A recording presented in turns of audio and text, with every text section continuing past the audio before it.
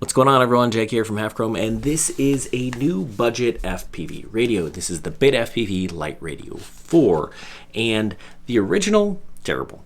The second version, better. The third version, decent. And this one, this is absolutely the best of the group. Now, I'm going to tell you about this radio. I'm going to compare it to a handful of other radios that I have here, and we'll talk about, is this the right one for you? There's a feature in here that I really like. Stay tuned.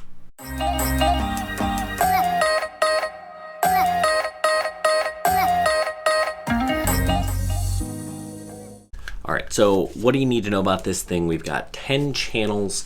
It is ELRS. It has Wi-Fi. It has Bluetooth. It even has some adjusting trims here, right, if you fly planes or things like that.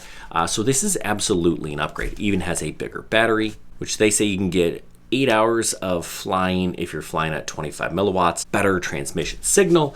You'll get less time than that, right? But all that kind of varies anyway. You've got a USB-C port for charging, and sure, you could plug it in and connect it to your computer for a sim, or you can connect it via Bluetooth and fly like that. I'm going to show you how to do that. I think that is a fantastic option. But first, let's look at how it compares to some of the other radios, starting with the last version here, the LiteRadio 3, and this new one is so much better. I love the switches here, right? We got 2 position switchers here in the shoulder and 3 in the middle, and these are momentary on the back. And so we obviously have more switches here, and I like these rocker style.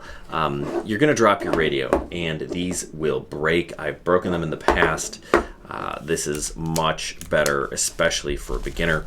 This one feels more like a premium radio, I think, because of the heavier battery. They've upgraded the gimbals. They have some sort of new coating on it, so that's really nice. It is a little bit heavier, but not heavy, right? It takes a lot of the style cues here from this DJI remote. And then, of course, you have the Radio Master Pocket, which is a similar radio, similar pattern. We got a dial here, but the Radio Master has a screen, and that can be a major advantage. A couple of buttons here on the bottom, setup and bind. And BetaFPV has their own configurator for this. And no, you can't put in a passcode, right? I like to do that with my other radios, run an ELRS, and you have to use this bind button here. So that's kind of a bummer. To turn it on, it's a tap and a hold. And it's a good little radio. I suggest if you fly tiny whoops, this may be something you'd be interested in, which is my arm button. So yeah, we can fly a drone with it, but I think what you want to see is how it works with a sim wirelessly. So to have it work as a sim, you hold down the bind button and then you power on the remote, and you can see that it's purple, right? Do you see the LED being purple there? And then you're going to go ahead and connect it via Bluetooth on your computer. And you can see that I have my BetaFPV joystick connected. If it wasn't connected, I'd just click connect. So I'm going to go ahead and open up my simulator. And let's just go quick play. Last session, I don't know where I flew last, looks like straw bale. And I think this is where this remote shines for beginners. You can see it just works, right? You can kind of practice your FPV moves, right? If you're maybe working on coordinated turns, or I can't talk and fly. It's not my strong suit. But one of the things that I think that really beginners should do is, the first thing you should do is buy a remote controller, a radio, and practice your flying in a simulator before you go ahead and wreck a real drone, right?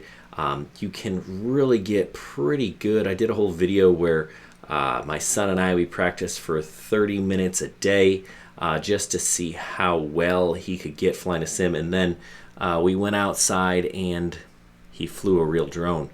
So yeah, get some practice in a simulator.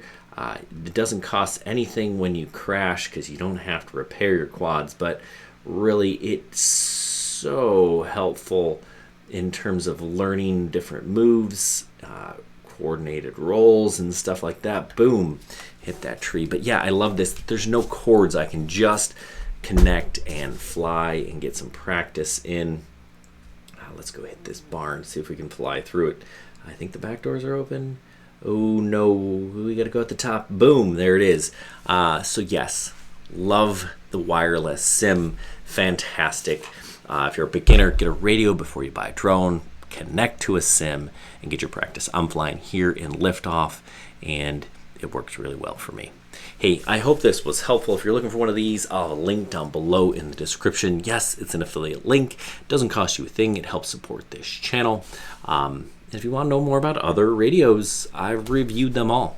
So take a look. Thanks for watching. Good luck, everyone, and happy flying.